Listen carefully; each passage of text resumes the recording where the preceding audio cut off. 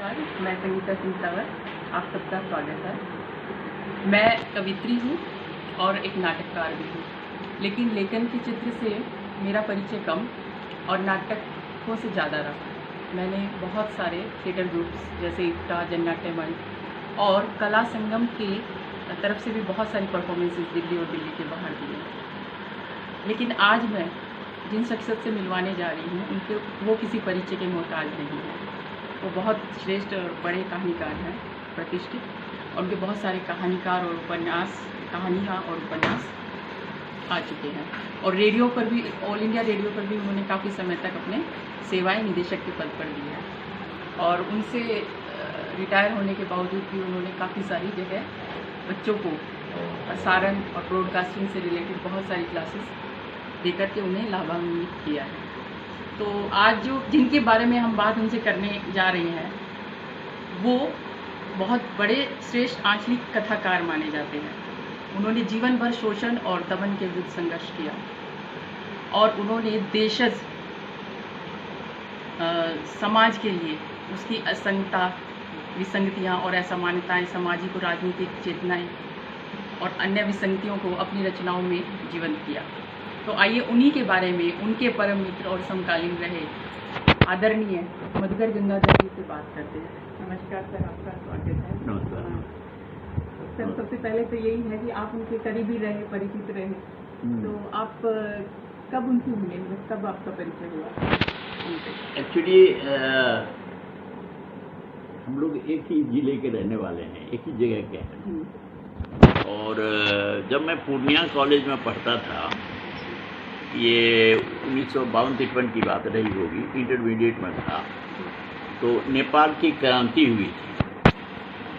तो उसमें मैं वहाँ विद्यार्थियों का नेता था, एक विद्यार्थी संघ मैंने बनाया था, उसका मैं अध्यक्ष था। तो हम लोग मदद कर रहे थे उस क्रांति को। तो आर्म्स एंड एमुनेशन से आते थे। हमारे जो पूर्णिया कॉलेज है, रेलवे लाइन के उत्तर तरफ पहले कोई बिल्कुल खुला हुआ मैदान था।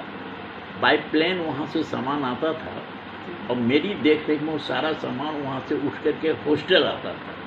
हॉस्टल से बाय रोड जाता था वो विराटनगर। तो एक नौजवान कुर्ता और पाजामा में आया, खूबसूरत सा नौजवान था, बाल बड़े बड़े थे थोड़े, और हमसे उम्र में थोड़ा बड़ा था। वो उस आग से एमुनेशन को बाय ट्रक लदवा करके भेजने का काम करता था। पहला परिचय मेरा वहाँ से रेणु। उसके बाद पूर्णिया से एक अखबार निकलता था, राष्ट्र संदेश, जिसमें रेणु जी लिखते थे चतुर्थ लोक की चिट्ठी, रिपोर्टाज था। तो उसी सिलसिले में कभी कभार भेंट हो जाती थी जब वो पूर्णिया आते थे। लेकिन वो बाय द वे भेंट था, वो कोई भेंट उसको कहते माना गहरी मुलाकात नहीं थी। 1955 ईस्वी में जब मैं पटना में एमए में एडमिशन कराया, तब मुझे याद पड़ा कि भाई हमारे इलाके के जो रेणु जी हैं वो भी लिखते होते हैं, राइटर थे, मिलना चाहिए। पता किया तो उस समय में वो टीबी के पेशेंट हो चुके थे और लतिका मुखर्जी नामक एक नर्स से शादी कर चुके थे। ये उनकी तीसरी शादी थी। हाँ, तो बाद में चला कि तीसरी शादी थी। वो उन्हीं के साथ उसके क्वार्टर में, मछुआ टोली के बगल में है, लेडी शिफ्टन चाइल्ड वेलफेयर सेंटर, जिसके इंचार्ज थी लतिका, वहीं वो रहते थे। तो मैं खोजते हुए वहाँ पहुँचा, फिर गले मिले और भैयारी हुई। मैंने उनको भैया कहा, मुझसे उम्र में बड़े थे। पहले उन्होंने कहा कि देखो भैया मत करो मुझे। मैंने कहा क्यों? मेरा एक छोटा भाई था महेंद्र, मैं उसको खो चुका हूँ, तो मुझको डर लगता है। हमने कहा लेकिन महेंद्र मरा होगा, मैं मरने वालों में से नहीं हूँ। फिर उस दिन से जो भैयारी हमारी हुई, आजीवन चली वो भैयारी। मैं उनको भैया कहता था, और छोटे भाई की तरफ प्यार करते थे। जब इलाहाबाद आए थे वो मेला आंचल के उद्घाटन के सिलसिले में, वहाँ से गांव से लंबी लंबी चिट्ठियाँ लिखा करते थे। पहले चिट्ठियों का दौर होता था। कुछ चिट्ठियाँ मेरे पास हैं, और मैंने एक किताब लिखी है दरख्तों की साए, उसमें रेणु जी का एक संस्मरण है, उसमें 3 चिट्ठियाँ हैं। मैं उसका फोटो करवा दूंगा, लेते जाइएगा। ऐसे तो अलग से चिट्ठी है नहीं, इसलिए छपा हुआ है।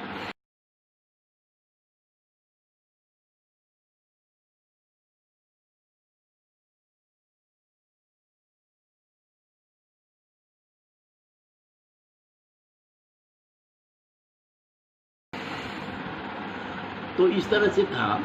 और अंत समय में जब वो मरने लगे, उनका ऑपरेशन हुआ पेट का। इस दरमियान बहुतों मुलाकात हुई, बहुत सारी उनके संस्मरण किस्सा कहानी है हमारे साथ, जो पूछोगी तो मैं बताऊंगा। लेकिन आखिरी बताता हूँ कि पहली और आखिरी मुलाकात भी बताता हूँ। पेट का ऑपरेशन हुआ पटना PMCH में।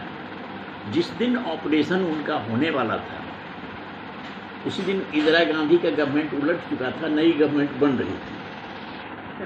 हाँ, तो वो बीमार थे, हॉस्पिटल में पड़े हुए, ऑपरेशन हुआ। वहाँ सिर्फ मैं मिलने के लिए जाता था उनसे। आप मरने के बाद उनके बहुत चेला चपाटी निकल आए, ढेर सारे लोग दोस्त रहते हैं, जीवन में कोई नहीं, उनके व्यक्तिगत जीवन में कोई नहीं थे। एक आध आदमी मिलने के लिए जाते थे, जो साहित्यिक कुछ लोग मिलने के लिए जाते थे, लेकिन वो एज ए राइटर इंटरव्यू लेते थे, कोई उनके अपनेपन में नहीं। वहाँ सिर्फ चूंकि पूर्णिया में एक ही जगह, पटना में भी संयोग ऐसा था कि राजेंद्र नगर में वो भी थे, मैं भी था। राजेंद्र नगर में जिस फ्लैट के ऊपर वो रहते थे, उसी के नीचे मैंने एक प्रेस स्थापित कर, मेरी वाइफ ने प्रेस स्थापित कर दी। तब सोच लो कि रोज का मिलना जुलना। वो जो लतिका जी हुई बाद में, जिससे पहली मुलाकात को मैंने बता दिया, तो वहाँ जाकर के जब मिला तो पता चला कि लतिका जी से इन्होंने शादी की। लतिका जी मेरी वाइफ की, मैंने भी बंगाली लड़की से शादी की थी, मंजूला भट्टाचार्य नाम था, बाद में भट्टाचार्य सिंह हुए, जो तस्वीर तुम देख रही हो। वो पूर्णिया के ही राय बहादुर जेसी भट्टाचार्य की ग्रैंड डॉटर थी, और फिल्म में म्यूजिक डायरेक्टर थे NC भट्टाचार्य, उनकी लड़की थी, जो BR चोपड़ा वगैरह के साथ काम करते थे, म्यूजिक डायरेक्टर थे, नाम अच्छे थे। हाँ, उनकी वो रिश्ते में, कहीं दूर के रिश्ते में मौसी लगती थी, तो लतिका जी को हम लोग मासी कहते थे। अरे जी मेरे भाई जाते। खैर वहाँ पहली मुलाकात हुई, बहुत उन्होंने आगरा से चाय वाय पिलाया, नाश्ता करवाया, लतिका जी से मिलाया। उसके बाद उसी समय, क्योंकि एडमिशन मैंने लिया ही था, फिर घर आना था, मैंने कहा रेणु जी मैं तो घर जा रहा हूँ। तो अरे चलो चलो मैं भी चल रहा हूँ, कब चल रहे हो? मैंने बताया कि कब चल रहा है। पहले तो रिजर्वेशन ट्रेन में ऐसे होती नहीं थी, वो खाली खाली जाता था बोगी से। मैंने कहा मैं कल परसों निकल जाऊंगा, तो परसों चलो तो मेरे साथ चलो, मैं भी चलता हूँ। उन्होंने कहा ठीक है। परसों हम आ गए, दोनों भाई बैठे, उन्होंने एक टिफिन कैरियर लिया साथ में, थोड़ा एक सामान था, मेरा भी सामान था, ले जाती थे, जोड़ा लेके चलते थे। और हम लोग आए, स्टीमर से गंगा पार किए, फतेजा घाट में ट्रेन पर बैठे। वहाँ उन्होंने कहा कि अब हम लोग खाना खाएंगे। 9 बजे गाड़ी थी, टाइम था गाड़ी में, क्योंकि मैं तो खाना खा के निकला। तो अरे नहीं नहीं, ऐसा तुम्हारी भाभी ने मछली बना के दी है, नहीं खाओगे कैसे? वहाँ हम लोगों ने पूरी और मछली खाई। उसके बाद ट्रेन में स्लीपर में उस समय कोई आदमी ही नहीं जाता था। उन्होंने 2 सीट अपने पैसे से, 3 रुपया लगता था स्लीपर का, मेरे लिए भी रिजर्व करवा। मैंने कहा क्यों मेरे लिए? तो अकेले हम थोड़ा जाएंगे, दोनों भाई जब हो गए हो तो फिर क्यों सवाल क्यों करते हो? उन्होंने अपने पैसे से 2 रिजर्वेशन कराया, हम दोनों भाई गए। कोई डिब्बा नहीं था, दोनों गप करते हुए पूर्णिया पहुंचे। कटिहार पहुंचने के बाद हम दूसरा रास्ता लिए, वो अपने घर गए। इस तरह से तो वहाँ से मुलाकात हमारी। फिर जब पटना आए तो हम अजंता प्रेस, फिर तो इत्मीनान से आए पटना, वो भी आए पटना, रहने लगे। उसके बाद एक दिन फिर उन्होंने शायद टेलीफोन किया अजंता प्रेस में, जो हमें चुन्नू मुन्नू अखबार निकलता था, पढ़ता भी था, उसको एडिट भी करता था। कहा तुम आओ। हम गए वहाँ।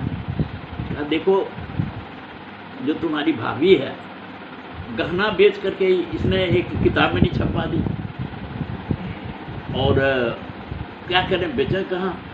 गए राजकमल प्रकाशन में कि एक कम से कम शो रखो, तो शो एक किताब शो रखने के लिए तैयार नहीं हुआ। शो केस में बहुत खुशामद करके एक ठो दिया शो रखने के लिए। देखो ना, बंडल बांध के रखा हुआ, कबाड़ी में बेचना पड़ेगा। मैंने इनको मना किया था, गहना बेच के छपवाई है।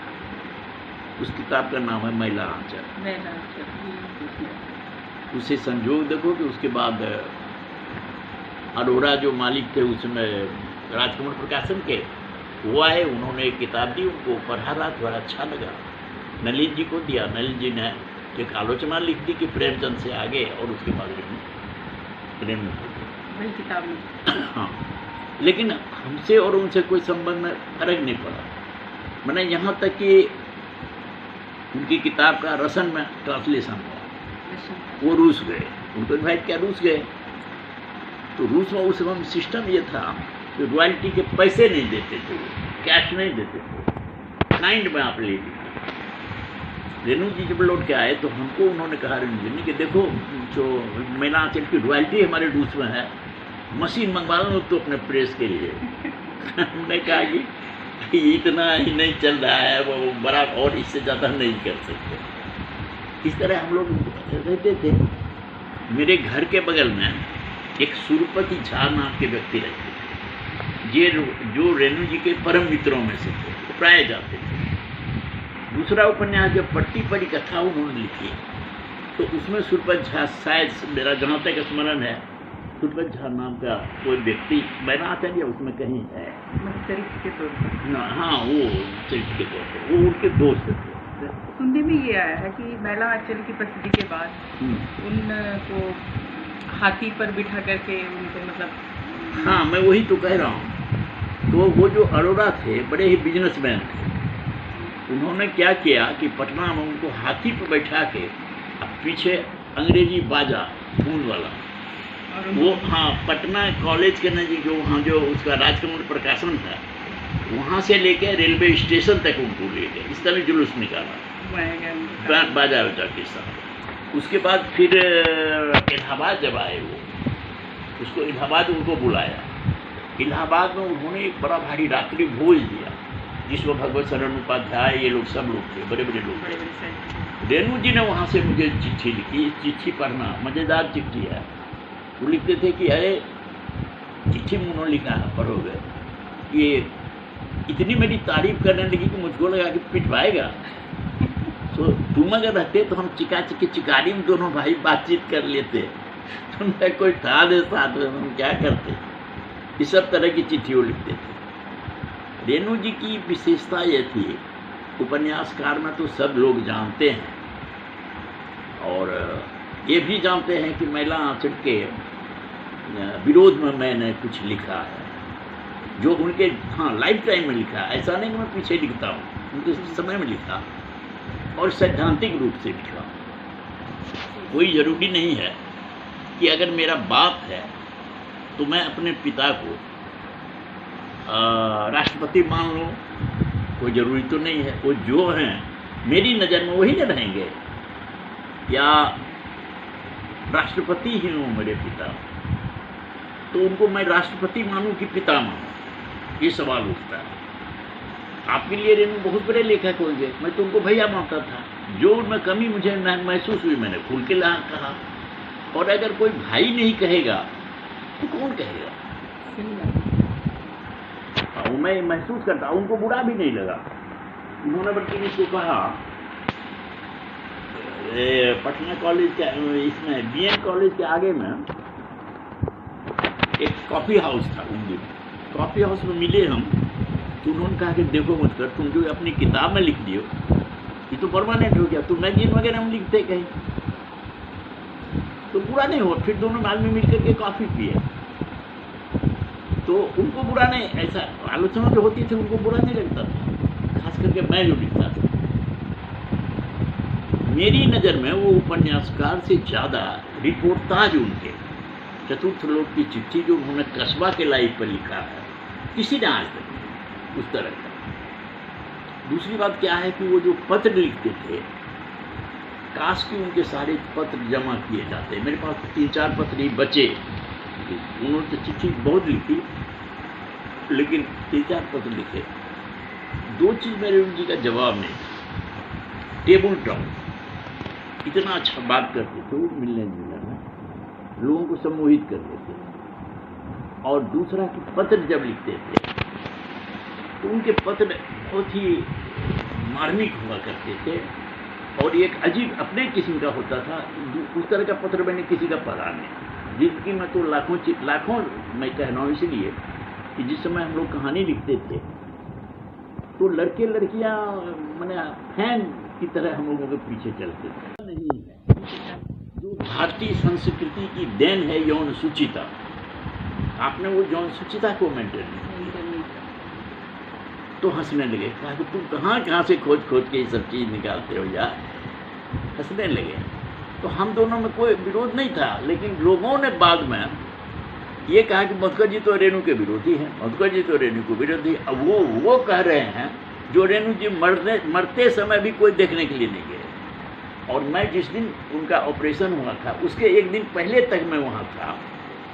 वो काफ़ी स्वस्थ भी हो। फेसबुक पर एक फोटो काफ़ी चर्चित है। हाँ। और चर्चा का विषय भी बना हुआ है साहित्य जगत में कि रेणु जी पिस्तौल रखते थे।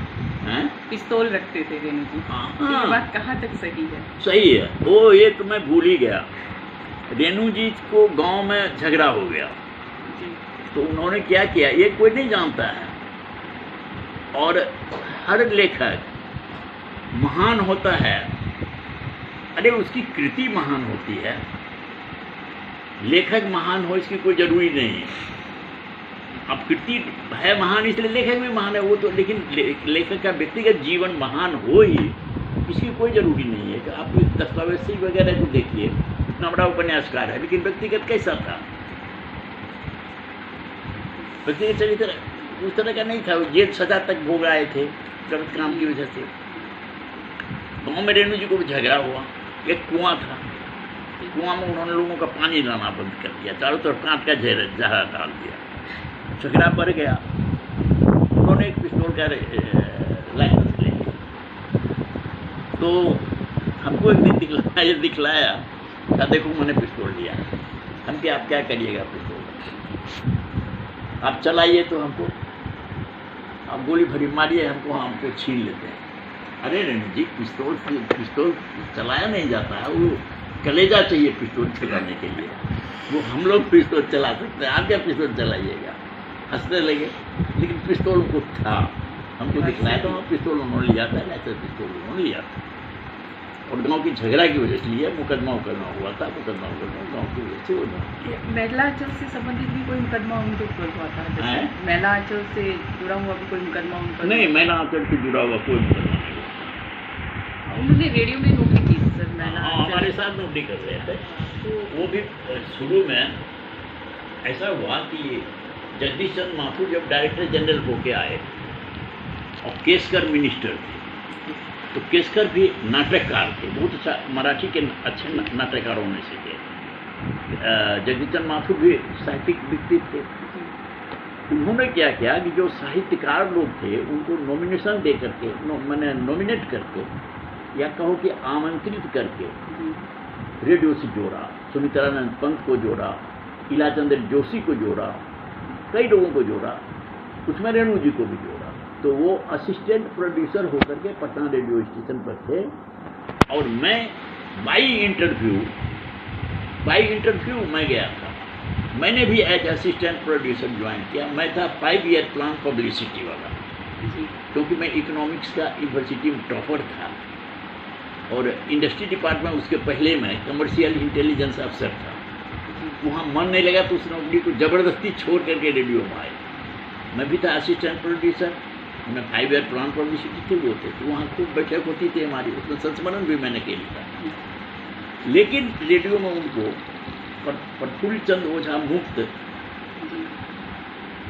प्रोड्यूसर थे हिंदी के, वो भी कहानी लिखते थे। लेकिन रेणु जी का जश बहुत था, फिल्मों भी बन रही थी उन समय में, तो वो जलते थे इनसे। हाँ, वो जलन मैंने भी भोगा। जो डायरेक्टर आते थे कहने के लिए, वो भी लेखक अपने को समझते थे कि हम लोगों का जस बहुत था, रेणु जी का बहुत जस था।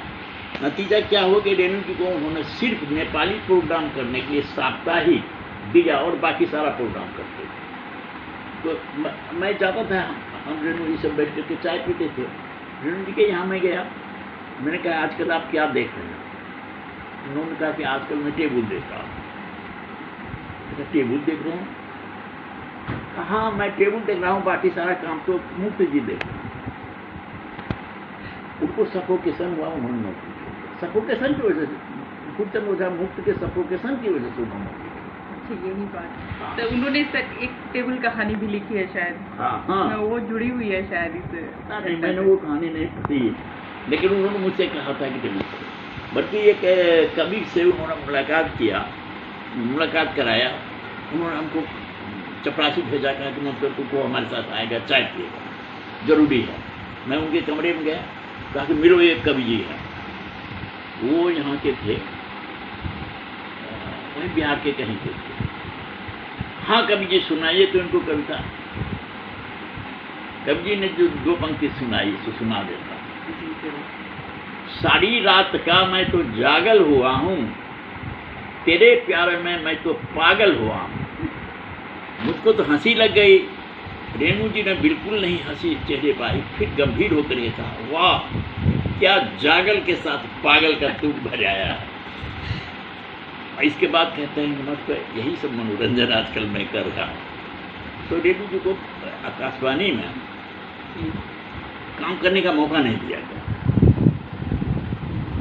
और मैं वहाँ जम के रहा। मेरी आदत थी, देखिए, कुछ गांव का, जाति का, परिवार का भी संस्कार होता था। मेरा संस्कार था कि डरो और भागो नहीं। अगर कोई डराता है तो उसको भगाओ, खुद को भागो। मैं अड़ियल हो गया वहाँ। नतीजा हुआ कि मैंने मुफ्त जी को भगा दिया और फिर हिंदी विभाग का प्रोड्यूसर खुद हुआ। तो लेकिन रेणु जी से हमारे रिश्ते हमेशा बने रहे। तो वो तो मैंने कहा नहीं, जो जिस दिन की उनकी ऑपरेशन हुआ, जिसमें उनकी मृत्यु ही हो गई, फिर वो लौट के आए नहीं, उस शाम भी मैं बैठा हुआ था, घर से कुछ खाना बना के उनके लिए लेते गया था। उन्होंने कहा कि देखो, तुम इस तरह आते रहो, आपन जन, यही उनका वर्ड था, आपन जन तो कोई मेरा यहाँ है, तुम ही तो हो। अब मरने के बाद खगेंद्र ठाकुर तो कौन, वो एक भारत है, भारद्वाज है, कौन कहाँ से आपन जन उनके ढेर निकल के चले। लेकिन जीवन में आपन जन कोई नहीं। जीवन में सुरपति झा उनके दोस्त थे, मधुकर गंगाधर उनका छोटा भाई था, यही 2-3 आदमी तो पटना में था। तो गांव में क्या था वो मैं नहीं कह सकता। आपकी अधिकतर मुलाकात पटना में रही और अक्सर पटना में ही रही। तो किस तरह से पूर्णिया में रही, पटना में। तो जैसे पटना में आप लोग कहाँ अधिकतर शाम बिताते थे, उठते बैठते थे, या किस तरह की विचारधारा पर बात? नहीं, वैसा होता था कि पटना में शाम हम अलग बिताते। रेणु जी के साथ हम कभी शाम नहीं बिताए, शाम नहीं बिताए। उनके घर पर शाम जरूर बिताए, लेकिन बाहर शाम नहीं बिताए, इसलिए वो ड्रिंक करते थे और मैं ड्रिंक नहीं करता था। दूसरी बात थी कि दोनों का अलग रहन सहन था। मेरा रहन सहन बिल्कुल अलग था। मेरी शाम गुजरती थी अपने प्रेस में, फिर या आकाशवाणी में थे तो आकाशवाणी में शाम में निकल के चला आता था। मैंने एक प्रेस करवा लिया था। मेरी वाइफ जो थी वो करती क्या, उन्होंने कहा कि मैं नौकरी करूं। मैंने कहा नौकरी क्यों करिएगा, अपना बिजनेस करिए। मैंने प्रेस करा दिया था तो वो प्रेस संभालती थी, तो मैं शाम प्रेस में आके बैठता था, लिखता होता था सारा था वहीं। तो वहीं लोग जमघट होता था, वहीं चाय वाय पीते थे अपना। तो रेणु जी भी वहाँ आते थे प्रेस में? नहीं, रेणु जी वहाँ इसलिए नहीं आते थे, रेणु जी उसके ऊपर ही मकान था। हाँ, ये आपने बताया। हाँ। नहीं, जैसे शाम को, जैसे आप शाम को रेणु जी चले जाते थे होटल, जो रिजर्व बैंक है उसके बगल में एक होटल था। जनरली रेणु जी वहाँ बैठते थे शाम पर, ड्रिंक होते थे। उनकी जो वाइफ लतिका जी हैं, हाँ। उनके लेखन में, उनके जीवन में क्या योगदान रहा, सुना है कि? हाँ, ये है महत्वपूर्ण। लतिका जी अगर नहीं होती तो रेणु जी रेणु नहीं होती। टीबी के पेशेंट थे। उन्होंने खुद कहा था अगर मैं तो बाल्टी बाल्टी खून उगलता था। रेणु जी को उन्होंने बच्चे की तरह संभाला, लतिका जी ने। मैंने जो देखा, रेणु जी बहुत फैशनेबल आदमी रहते थे, सिल्क का कुर्ता पहनते थे, बड़े सुमित्रानंदन पंत की तरह बाल रखे हुए थे, काफ़ी शैम्पू करते थे, बड़े खूबसूरत ढंग से रहते थे, देखने सुनने में सुंदर थे ही। दब उजला पैजामा पहनते थे, शाम में रिक्शा पर बैठ के चले जाते थे घूमने के लिए। लतिका मौसी एक झोला लेकर के पैदल राजेंद्र के से मछुआ टोली जाती थी मुझे मछली खरीदने के लिए। वो पैदल मछली खरीद के लाती थी, रिक्शा पर बैठ करके जाते थे, होटल में बैठते थे। वो बच्चे की तरह पाल करके उनको रखा। और उनके बारे में एक कहावत है, देखिए मैं सत्य नहीं जानता हूँ कि क्या है। रेणु जी से मैंने पूछा तो हंसने लगे। वो कहा कि तुमको ऊपर ने कहा होगा। उनके हाथ में लिखा हुआ था FNM, फणीश्वर नाथ मंडल, जात से वो धानुक थे तो मंडल लिखते हैं FNM। तो हमको ऊपर ने, सचमुच में ऊपर ने ही कहा था कि लतिका मुखर्जी थी, वो ब्राह्मण थी। और लतिका जी बहुत बड़े बाप की बेटी थी। उनके पिताजी हजारीबाग कॉलेज के प्रिंसिपल थे। तो रेणु जी ने, जैसा कि ऊपर ने कहा यथार्थ बात, जो मैंने रेणु जी से पूछा तो रेणु जी ने क्या जवाब दिया ये बात बता। लतिका जी को इन्होंने कहा कि मेरा नाम है फणीश्वर नाथ मिश्रा। तो मैंने रेणु जी से पूछा कि जो हाथ में रखा हुआ है ये FNM, सुना कि इसके बारे में भी कुछ है दंत कथा, क्या ऊपर में बताया होगा। और हंसने लगे, अरे यार ये सब ऐसे ही होता है। अब इसकी सच्चाई क्या है, रेणु जी भी टाल के चले गए, न सच न झूठ क्या है। अश्वत्थामा हतो गतो वाल नरोवा कुंजरों के हालत में करके छोड़ गया। मैं नहीं कह सकता हूँ कि जो भी हो, लतिका जी से उनकी शादी हुई, दूसरी शादी थी। पहली पत्नी को लकवा मार गया था या बीमारी था, कुछ नहीं था। दूसरी पत्नी पद्मा नाम था उनका। जिससे कहावत है कि वो विडो थी या जैसे लव मैरिज होम क्या सब भगा के लाए थे उसको। दूसरा जो विवाह जिससे संतान है उनकी, जो पद्म पराग रेणु वगैरह लड़का जो है ये सब, वो पद्मा जी से। लतिका मौसी एक किस्सा सुनाती थी, शादी के लिए उनको लेके गाँव गया, लौट के आई। हमारे यहाँ आती थी अक्सर वो, मेरी बड़ी साली थी जो उसके यहाँ वो बैठती थी काफ़ी, वो स्कूल चलाती थी। तो आखिर रेणु जी से चुरा के जब नौकरी छोड़ दिया, वो भी नर्स की नौकरी छोड़ दिया, रेणु जी ने भी छोड़ दिया। तो लतिका जी चुपचाप ट्यूशन पढ़ाती थी, रेणु जी को मालूम नहीं था। तो आके हमारी बड़ी साली थी अंजना, उसके यहाँ बैठ करके उसी जगह ट्यूशन पढ़ाती। मैंने कहा जो आएगा वो तुम गोली मार रहे हैं, तो किसी को रहने नहीं देंगे, मैं रेणु जी नहीं हूँ। फिर गवर्नमेंट में मैं गया, मिल करके वो लतिका जी के नाम से फ्लैट करवाया। तो इनके जो रिश्तेदार बाद में, रेणु जी के बाद में, रेणु जी ने तो बहुत प्यार से रखा, इसमें कोई शक नहीं। और जो उनके यहाँ जाते थे पटना, मैंने देखा लतिका जी तुरंत एक कप चाय, कुछ वो नारियल की मिठाई या कुछ जरूर उसको सर्व कर देती थी। चाय बड़ी नफासत के साथ होती थी उनके यहाँ, लट्टू से नीचे नहीं चलता, लट्टू चाय पिलाते थे। खाने पीने बड़े शौकीन थे लतिका जी, खूब प्रेम से। उन्होंने अपने जो कमली का चरित्र है वो शायद लतिका जी के चरित्र से मिलता जुलता है। त्याग की मूर्ति थी। एक बात हो सर, जैसे कि नेपाली क्रांति में उनका क्या सच में बहुत सक्रिय योगदान रहा? सक्रिय योगदान। असल में उनका बचपन कोयराला फैमिली में भी था, पढ़ाई के वहीं हुई थी विराटनगर में। हाँ, कोयराला फैमिली में। बाद में वो एक इंदिरा जी थी, इंदिरा कोयराला थी, हमारी मुलाकात भी उन्होंने कराई थी। उन्होंने एक सिंह साहब MP थे, उसे कोयराला इंदिरा ने शादी कर ली थी। उनकी यहाँ एक पार्टी थी, उस पार्टी में हम गए हुए थे, तो उन्होंने मिलाया था हमको, तो बताया था। वैसे भी रेणु जी बताया, हमसे मिलते जुलते ही थे, बताया था। जैसे कि सर पहला आंचल की जितनी ज़्यादा प्रसिद्धि मिली, उसके बाद उनकी पट्टी परित कथा आई 1957 में। हाँ, वो नहीं हो गया। उस तरह की प्रसिद्धि नॉवल को नहीं मिली, उपन्यास को नहीं। ऐसा क्या मतलब कारण रहा होगा कि बाकी के उपन्यास इस तरह से ग्राफ में नहीं रहे? देखिए ऐसा है कि रेणु जी अब रहे नहीं, और मैं उनको भैया कहता ही नहीं था, मन से मानता भी था। जो उनका बखिया उघेरना था उनके लाइफ टाइम में मैंने उखाड़ दिया। अब मैं उनके खिलाफ कुछ भी नहीं बोलूँगा। वो अच्छे लेखक थे, बहुत बड़े लेखक थे। कौन अपने भाई को नीचा दिखलाना चाहेगा? वो बहुत बड़े लेखक थे। प्रतिपड़ी कथा उस तरह की चर्चा में नहीं आई, क्योंकि उसमें ज़रूरत से ज़्यादा मीनाकारी उन्होंने काम कर दिया। और नलिन जी के शब्दों में, जिन्होंने कि मैला आंचल को कहा था कि प्रेमचंद से आगे की कृति है, उन्होंने कहा था कि जैसे एक औरत एक गहना से, दो गहना से खूबसूरत लगती है और सिर से पैर तक अगर गहना लाद दिया जाए तो फूहर कहलाती है।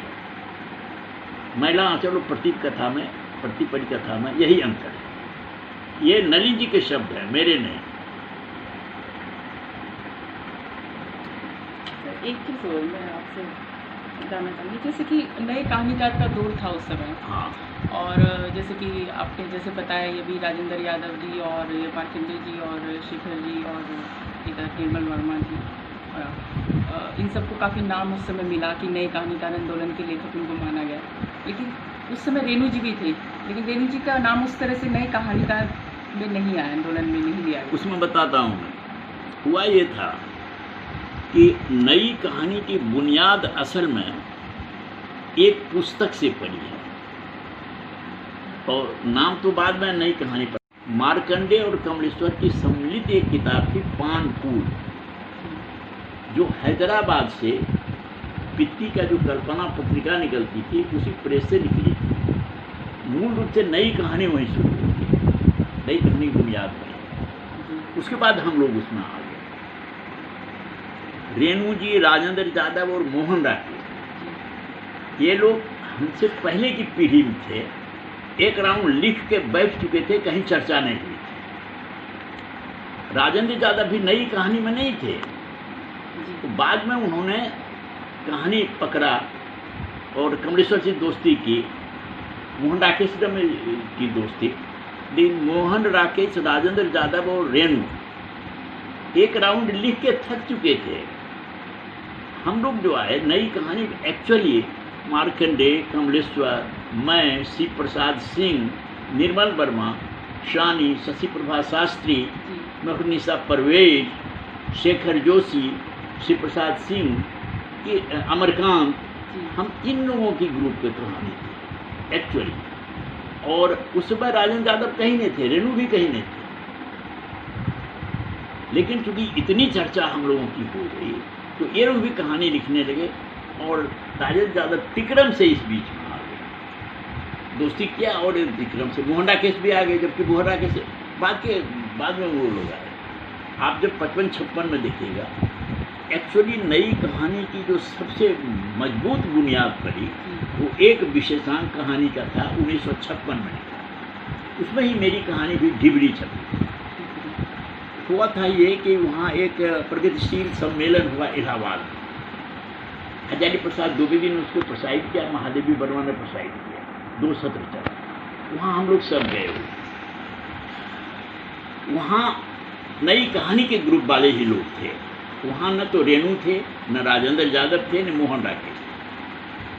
हाँ, निर्मल वर्मा की कहानी आई थी जरूर। हाँ, निर्मल वर्मा उसमें नई कहानी ग्रुप में थे, मैंने हम लोग साथ दिखने वाले, लेकिन उसमें आए नहीं थे। वहाँ स्थिति ये थी प्रगतिशील साहित्य सम्मेलन में कि एक दूसरे को जब मिलते थे हम लोग पहली दफ़ा, अरे ये अमरकांत है, अमरकांत नहीं कहते थे, जिंदगी और जोंक का लेखक, हमको लोग कहते हैं ढिबरी वाला है।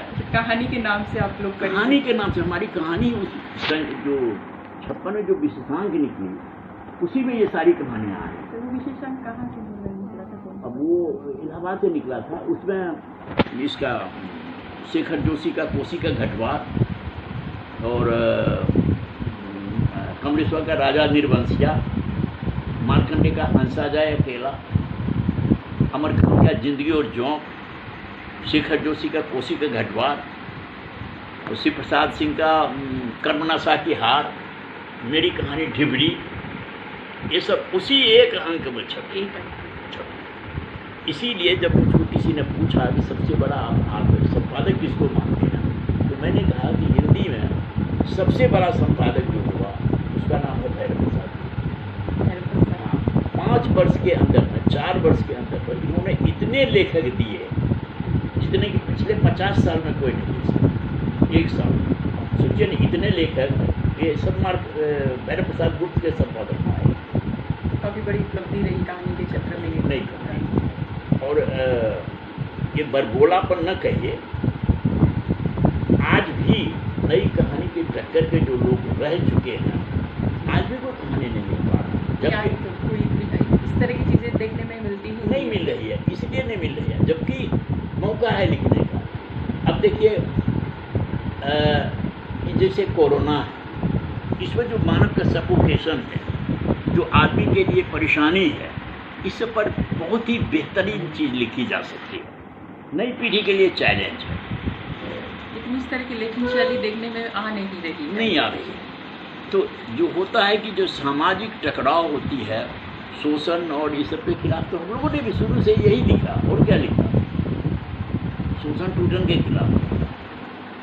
ये तो खैर है कि काफ़ी हद तक सत्ता के विरुद्ध भी लिखा। और फिर भी तो देखिए उसमें जो हुआ, रेणु जी कहानी लेकर आए। रेणु जी की कहानी आई, हम लोगों के साथ आई, चर्चा हुई, लेकिन उनकी चर्चा का कारण हुआ महिला आंचल। राजेंद्र यादव की कोई एक कहानी ऐसी नहीं आई, एक कहानी जिस कहानी के बल पर राजेंद्र यादव को जाना जा सकता है। निर्मल वर्मा की एक कहानी है परिंदे, जिसके बल पर परिंदा को जाना जा सकता है। काफ़ी प्रसिद्ध कहानी है परिंदे। हाँ, एक कहानी के बारे में जाना, एक कहानी पढ़ करके, जैसे कि ये गुलेरी की कहानी है, ये 3 कहानी उन्होंने लिखी, एक कहानी लेखक रहे। उसी तरह से हम लोगों में जो है लोग जो नई कहानी वाले आए हैं, उनके 1-2 कहानी के बल पर भी अगर वो और नहीं लिखते तब भी वो लेखक रहते। ऐसा कुछ राजेंद्र यादव नहीं, कोई ऐसी कहानी नहीं। अब उनके भक्त है, कुछ न कुछ कहने के लिए तो कहने को हो सकता है। अब लोग कहने के लिए, देखिए फोटोग्राफी की तरह एक एरंड का पेड़, अंडी के पेड़, उसके नीचे बैठ के कैमरा से आप उसको फोटो ले लीजिए, वो बरगद से भी बड़ा दिखलाई पड़ेगा, लेकिन बरगद तो नहीं है वो। तो राजेंद्र यादव के साथ यही हुआ। हंस उन्होंने लिया और अपने पर ज़्यादा पब्लिसिटी किया, और वो पब्लिसिटी क्या किया, यौन सूचिता को उन्होंने भंग किया उस पत्रिका की वजह से। स्कैंडलस चीज़ उसमें लिखनी शुरू की, जिसकी वजह से हाँ, व्यक्तिगत जीवन में भी उसी सब वो किया, जिसकी वजह से वो महिला मारी गई, जो उनकी पत्नी थी, वो क्या नाम है, वो भी लिख के आती, बहुत अच्छी, मनु भंडारी बहुत अच्छा लिखती थी। मैंने मनु भंडारी राजेंद्र यादव से बेस्ट लिखती थी, ज़्यादा अच्छा लिखती थी। उनको उन्होंने आगे नहीं बढ़ने दिया। जैसे कि सर, क्या रेणु जी बहुत स्मार्ट थे, और ये कहूँ कि उनके जीवन में 3-3 पत्नियाँ रही, तो ऐसा कुछ मतलब उनका स्थिर नहीं रहा वैवाहिक जीवन। मतलब वैवाहिक जीवन जो था उनका काफ़ी, जैसे कि चर्चा में रहा कि वो 3-3 पत्नियाँ उनकी थी। तो इस तरह की जो उनका एक स्थिरता उनके जीवन में लतिका जी के आने के बाद रही, उसके बाद नहीं। देखिए ऐसा है, मैं बहुत लोग इसको बुरे दृष्टिकोण से देखते हैं, मैंने कभी बुरे दृष्टिकोण से नहीं देखे। देखिए आदमी परिस्थिति का ढला होता है। अब पहली पत्नी को पैरालिसिस था, बीमार रहती थी, तो उन्होंने दूसरी शादी की। दूसरी शादी की तो उनको पत्नी की तरह रखा, उसमें पद्मा जी को उसी से सारी संतानें हैं उनकी, घर में उनकी इज्जत दे करके रखा उन्होंने सब परिवार। और जब वो बीमार पड़ गए, टीबी हो गया उनको, खून थूकने लगे, कोई देखने वाला नहीं था। उनकी ऐसी औकात नहीं थी कि वो हॉस्पिटल में आ करके और कोई देखते। पद्मा जी भी नहीं आई, घर संभालने में लगी हुई थी।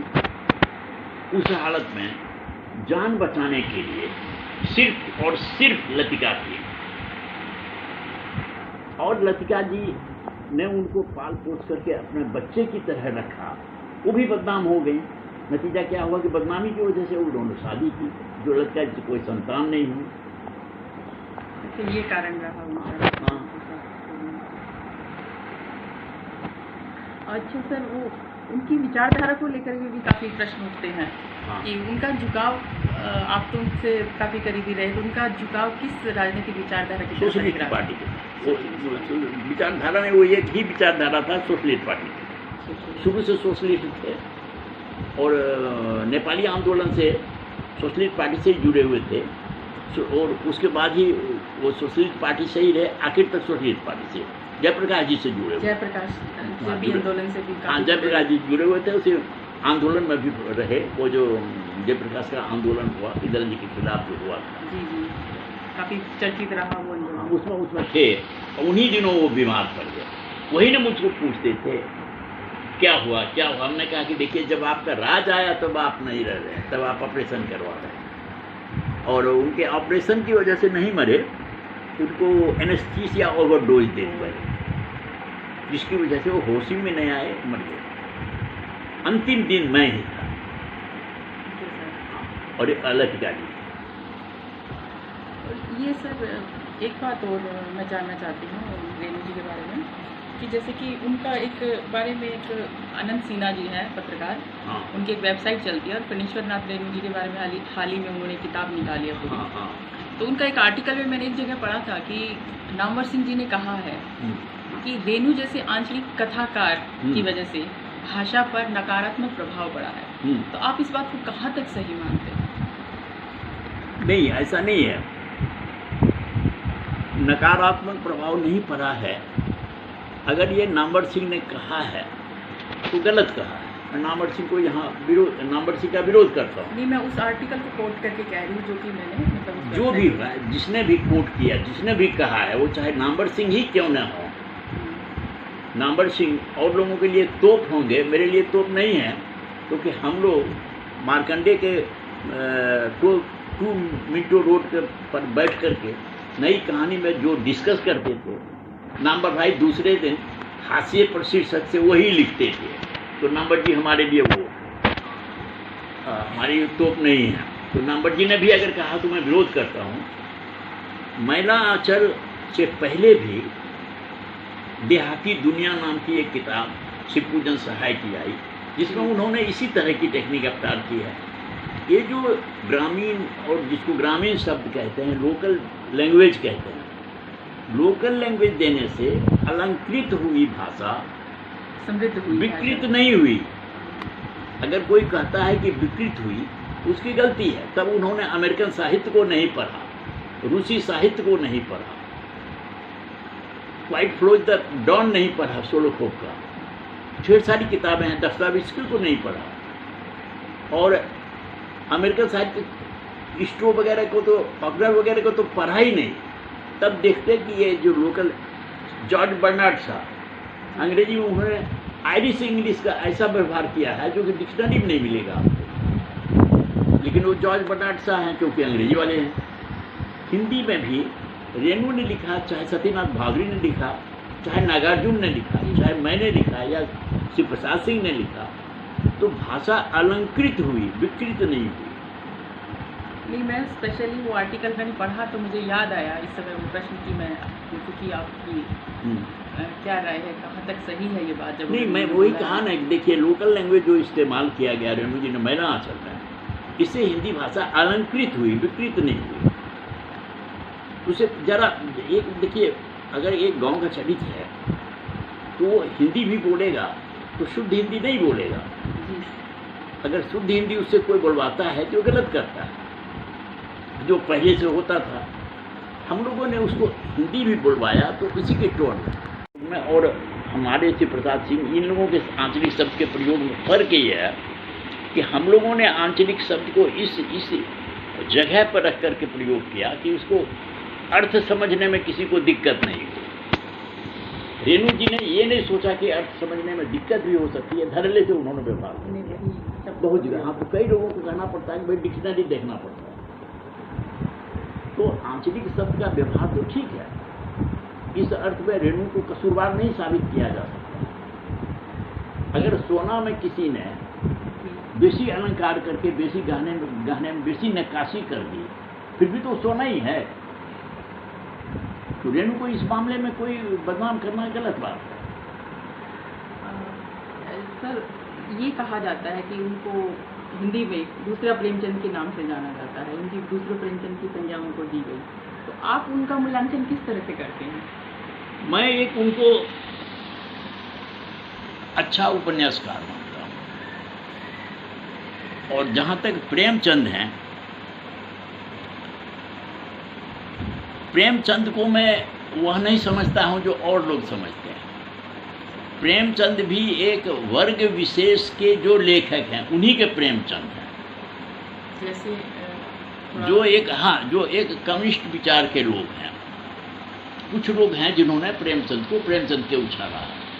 प्रेमचंद ने एक सिर्फ गोदान उपन्यास, बाकी उपन्यास जो उनके हैं वो उपन्यास तिलिस्मी जादुई उपन्यास हैं, चाहे कायाकल्प हो या और उपन्यास उनके पढ़िए, वहाँ प्रेमचंद नहीं है। प्रेमचंद इसी में है। चर्चा इस वजह से हुई। प्रेमचंद का जो गोदान उपन्यास है, इसके अलावा उपन्यास क्या है? दूसरा से उपन्यास राजेंद्र अवस्थी ने एक जगह लिखा कि प्रेमचंद के उपन्यास को अगर मुझको एडिट किया जाए तो मैं हर उपन्यास को 100 पेज के भीतर कर दूँ। ये तो बात आपकी ठीक है कि हर एक तो अब रेणु को अगर ये कहना कि वो प्रेमचंद है, मैं समझता हूं कि इससे बड़ी मूर्खता नहीं हो सकती है, क्योंकि किसी उपन्यासकार को किसी से तुलना करना बेकार है। प्रेमचंद को मैं क्यों नहीं कहूं कि प्रेमचंद रेणु जी से जैसे हैं। एक साहस है किसी को कहने का।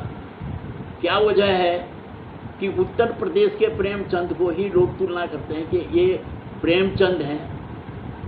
अब किसी को ये कहे कि ये छतरपुर के, हमको अगर कोई कहे कि छतरपुर के ये इगल्स्टन हैं या कविता में छतरपुर के बायरन हैं, तो मेरी तारीफ हुई कि मजाक हुआ। उसी तरह से रेणु को अगर प्रेमचंद अगर लोग कहते हैं तो रेणु का मजाक उड़ाना है।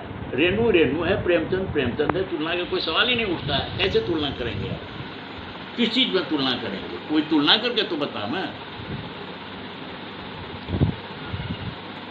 सर एक तो बात और पूछती थी कि राजनीतिक विचारधारा तो समाजवादी रही थी और उन्होंने बढ़ चढ़ करके भाग भी लिया मेरे ख्याल से। ये 1942 के जो 1942 का आंदोलन हुआ था, भारत छोड़ो आंदोलन में भी उन्होंने पार्टिसिपेट किया और वो जेल भी गए। कौन? रेणु जी। रेणु जी जेल गए तो भारत छोड़ो आंदोलन कुछ दिन के लिए गए। तो शुरू से उनका जो व्यक्तित्व था इसी तरह का जुझारू व्यक्तित्व रहा, संघर्ष। हाँ, राजनीति में रहे शुरू से, राजनीति में रहे। एक चीज़ और सर की जो बात कहा जाता है कि जो हिंदी आलोचना में उनको जो है उनकी आंचलिकता को व्यापक नजरिए से नहीं देखा गया, देखा जाना चाहिए। तो इस पर आप क्या कहें? ऐसा कुछ है? नहीं, इसको देखिए, रेणु जी पर जो सबसे बेहतर किताब आई है वो किताब आई है सुरेंद्र प्रसाद यादव हैं कटिहार के जी। उनकी एक किताब आई है राजकमल प्रकाशन से। रेणु को असल में वो उस व्यक्ति ने समझा। तो रेणु की जो आंचलिकता है उसको अलग से कैसे आप देखेंगे? उसकी तो एक परंपरा है, वो उसमें रचे बसे थे। हाँ, उस रचे बसे थे। लेकिन ऐसे जैसे देखिए, एक उपन्यास था सागर लहरें और मनुष्य, सबको नाम उसके लेखक का याद नहीं है, या अमृतलाल नागर का था सेठ बांकेमल जो बनारस के ठेठ बनारसी थे। नागार्जुन का बलचन्मा।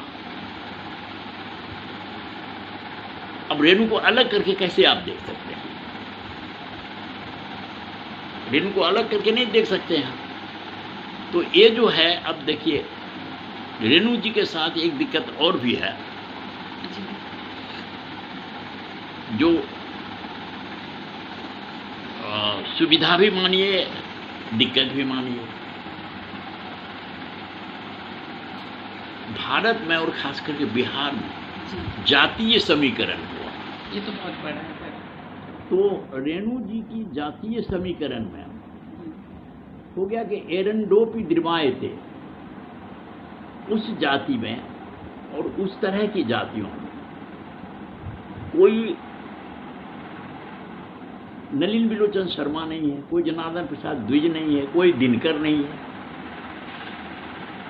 एकमात्र रेणु आए। अब रेणु सब एरंडोपी द्रिमायते, वो बरगद का पेड़ बना दिए गए, अभी भी वही चीज है। अब उस इलाके में जाइए, उससे बात करिए तो रेणु के अलावा कोई जानते नहीं। मधेपुरा यूनिवर्सिटी में 2 वर्ष पहले मुझको इनवाइट किया लोगों ने, और कहानी पर ही बात करने के लिए कहा। अब जो सज्जन उठे रेणु रेणु, मैंने कहा रेणु को आपने कितना पढ़ा है, कौन कौन चीज पढ़ा है बताइए। पलटू बाबू लेन के बारे में बताइए आप, महिला आंचल छोड़िए। चुप हो गए लोग। हमने कहा आप रेणु रेणु तो कह रहे हैं, आपने अनुपलाल मंडल को पढ़ा है? अनुपलाल मंडल को पढ़िए। लोग सन्नाटे मांगे। हमने कहा आप ही लोगों में से अनुपलाल मंडल भी हैं, पढ़िए ना अनुपलाल मंडल को। प्रेमचंद से बेहतर उपन्यास उन्होंने लिखा है, 2 बीघा जमीन और ये सब। उसकी चर्चा आप नहीं कर रहे हैं। रेणु को राजनीति चर्चा कर रहे हैं। उसका कारण हो गया कि 2 कारण हुआ। एक तो नलिन जी ने कह दिया ये हो गया, अब रेणु के नाम पर यहाँ मकान बन रहा है, वहाँ बिल्डिंग बन रहा है, वहाँ गांव में नगर बस रहा है, तो ये जो राजनीति का सहारा उनको मिला, इसीलिए कोसी अंचल में रेणु रेणु इसलिए हुए। यही उनकी प्रसिद्धि का ये जो कारण। हाँ, उसमें देखिए साहित्य से ज्यादा जातीय समीकरण, जाति समीकरण। और मैं जाति समीकरण पर विश्वास नहीं करता हूँ। अगर जाति समीकरण पर विश्वास करता तो मेरे सबसे अच्छे मित्र होते नामवर सिंह। जो नामवर सिंह का मैंने हमेशा विरोध ही किया, क्योंकि वो भी एक सीमित दायरे में कम्युनिस्टों को ही मदद करते थे। उनकी नज़र में भी जो कम्युनिस्ट साहित्यकार होते थे उसको ज़्यादा तवज्जो दिया जाता। हाँ, तो बहुत मतलब महत्वपूर्ण जानकारी आज मुझे मिली और मुझे बहुत अच्छा भी लगा। इतना कुछ मतलब सुनने को मिला कि सामने चित्र आ गया कि रेणु जी की जो है पूरी छवि, तो काफ़ी बेबाक उनका चरित्र रहा मेरे ख्याल से। हाँ। स्वच्छंद चरित्र जिसको कहा जाए। हाँ। और काफ़ी जुझारू और संघर्षशील रहे जीवन पर्यंत भी। हाँ। और राजनीतिक और साहित्यिक क्षेत्र में बराबर लगे रहे। हाँ, शुरू से लिखते रहे। और तमाम विरोधों के बावजूद भी आपकी मित्रता की वही जो बनी रही एक आत्मीयता। व्यक्तिगत रूप में वो झगड़ालू नहीं थे, हम लोगों की तरह कटु मुंह पर बोलने वाले नहीं थे, मीठा मीठा बोलते थे, सबसे मिलते जुलते थे, बड़ा ही नाजुक किस्म के आदमी थे। व्यक्तित्व भी नाजुक था, बातचीत में भी नाजुक थे, बहुत मिलनसार थे, अच्छा खान पान करने वाले थे, रईस मिजाज आदमी थे। वो उनके तस्वीरों को देख करके लगता है जिस तरह से आपने उनको मिलनसार थे, काफ़ी मिलनसार थे। मेरे साथ तो खैर भैयारी संबंध थी तो और क्या क्या है, ढेर सारी कहानियाँ, ढेर सारी किस्से हैं, रोजमर्रे की किस्से हैं, ढेर सारी किस्से हैं। लिखूं तो मैं ये बहुत बड़ा ग्रंथ हो सकता है। काफ़ी सारी स्मृतियाँ आपने सजोई हुई है रेणु जी की। हाँ, उनकी सब देखिए अच्छाई बुराई सब मैं जानता हूँ। तो सर बहुत बहुत धन्यवाद, मुझे बहुत अच्छा लगा। मतलब इतना अच्छा लगा कि मैं तो वैसे ही शौकीन हूँ पढ़ने की, लेकिन मुझे बहुत अच्छा लगा इतनी सारी जानकारी एक मुश्ताक से जानने का रेणु जी के बारे में। धन्यवाद। और आपको कष्ट दिया कि आपने